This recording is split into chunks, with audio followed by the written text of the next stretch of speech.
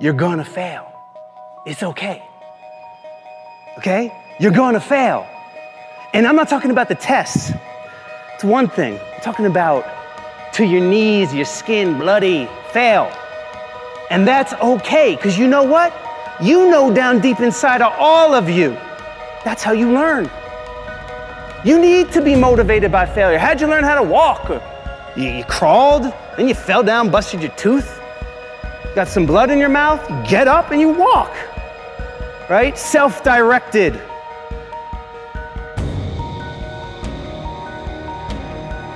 We try so hard in our lives to fit in. We try to fit into certain groups, certain frats, certain sororities, among certain friends. Yet the people we idolize most are the ones that stand out. But when you're prepared, there is no fear. There is no fear of failure, okay? Because even if you've walked out of something and you feel like you failed at it, your preparation is so strong that you're gonna take that failure and turn it into the outcome you desire. And most people stop at failure, okay? We've all failed at things. I'm gonna continue to fail at stuff, right? It's the most powerful tool you can use, but it all depends on how you use it. In the hands of an individual, it can do unbelievable damage. In the hands of a professional, of a doctor, it saves lives. So it's the same thing with failure. It's how you use it. It's that drive inside of you, okay? It's what we talk about, the dark side. The dark side is filled with failure, but it's the fuel that burns you like something that's never burned inside you before. If you constantly remind yourself, after every defeat, after every setback, every time you get knocked down, I've got a saying, if life knocks you down, try and land on your back, because if you can look up, you can get up. See, a lot of people, because of failure, they stop believing. Let me share something with you. You will fail your way to success. Yes, 8 out of 10 millionaires have been financially bankrupt. You will fail your way to success. It doesn't matter how many times you fail. It doesn't matter how many times people tell you that you can't do it. It doesn't matter if you don't have a dime in the bank. You will fail your way to success. You don't make excuses for the failure, you grieve it. You feel the pain. You don't brush it off, you don't downplay it. You feel the pain and you don't rush to feel better. Now, listen, this is a principle of life I'm about to tell you. To get past it, you gotta go through it. That's true in so many areas, but it's particularly true with failure. To get past your failure, that failure in your life, you gotta go through it. You can't go around your failure, you can't go over your failure, you can't go under your failure, you can't ignore your failure. You need to grieve the failure. You need to feel the pain.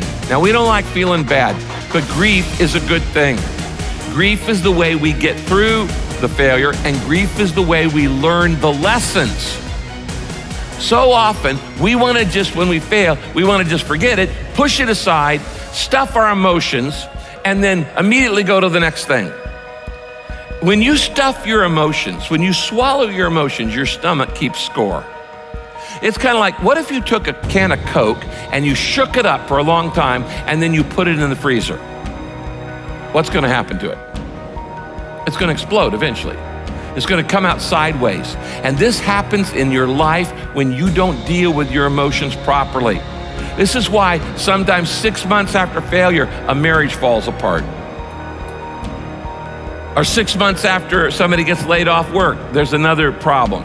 There's a physical health problem, things like this. Because you've shaken up the can and you've got all these emotions feeling inside of shame and regret and fear and insecurity and all the things that come with failure, and you're not dealing with them.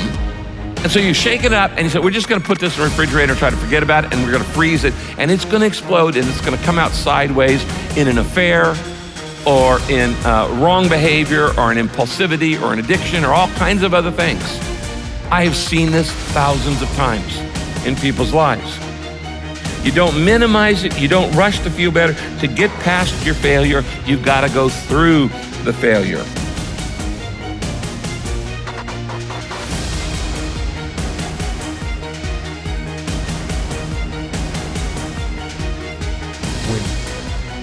things go wrong, they always seem to happen at once, and they just compound on top of each other.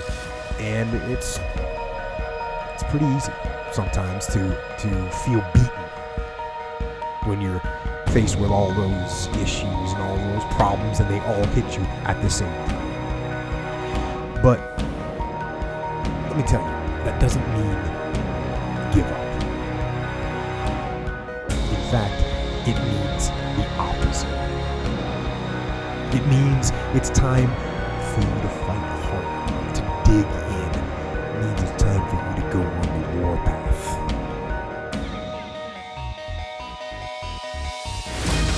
We have a factory, a nice governor in our brain, and it's a survival mechanism. It protects us from pain and suffering. The second we feel that shit, our mind says, oh no, this isn't fun. We should back off. We should sit down, find something more comfortable. And there's something about the mind. The mind has the tactical advantage over you at all times. At all times of your life, the mind has a tactical advantage over you. Why is that? It knows what you're afraid of. It knows your insecurities. It knows your deep, dark lies. And it starts to push you away from that shit. It pushes you in a direction that is comfortable. The mind controls everything. So what I realized was that when I was growing up and I was 300 pounds and I got all fat and I got all insecure, I realized that my mind kept taking me in this direction. When things got uncomfortable for me, when I was facing my insecurities, when I was facing my fears, my mind said, oh no, we have the tactical advantage. We need to get you, separate you from this feeling over here. Life's all about feelings. We want the happy feeling. We don't want that feeling of this sucks. Why am I here? And you don't have any, so you can't answer those questions, so you leave. I started realizing that if in that moment you can answer those fucked up questions and you are now in charge of your brain versus your brain ruling you, that's where all that stuff comes from. So the 40% rule is all of that. You get to 40%, your brain says, we're done. Let's roll, man. This is starting to get painful. This is uncomfortable. So you sit down. You have to figure out ways, and everybody's different. That's how the book kind of talks about, like we all have these things about, 5 steps to this and 4 steps to this. It's a lot more than that. That's all bullshit. It's a practice that you have to, it's a habit. So if you know that at 40%, I'm feeling pain. At 40% I'm feeling pain. That's where the 40% rule kicks in. Now it starts. Okay, I'm feeling pain.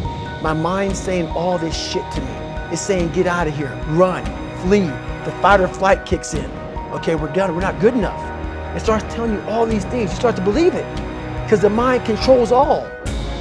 This is the time when you have to gain control back of your mind. It's okay, let me see if I can go 45%.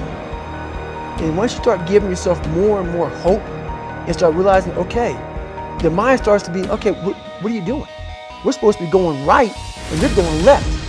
You start then controlling your mind.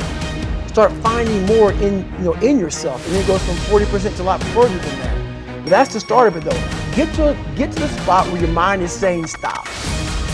Wherever that is, you gotta get there first, and then that's when that shit starts to work for you. You gotta control yourself in that moment. Tough times, this is what they do in our lives. They reveal what we are made of. But they reveal what we are made of.